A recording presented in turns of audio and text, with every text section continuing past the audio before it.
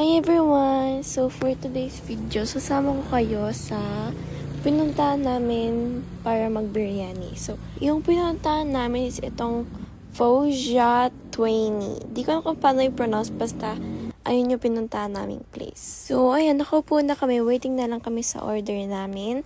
Sila mami, binili nila is biryani.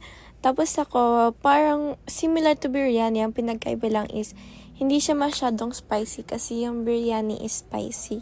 Sinarelate dito sa ginagawa ko na kailangan may maayos na picture muna bago kainin yung food. Kasi feeling ko pagka like picturean mo, mas sasarap siya ganon. So, kain tayo. Tingnan nyo naman yung rice na ito. Mabubusog ka talaga kasi parang kung 2 tao na yung rice na ito. Ako nga di ko siya naubos kasi sobrang dami. Syempre hindi mawawala yung shake pero yun lang guys. Thank you for watching.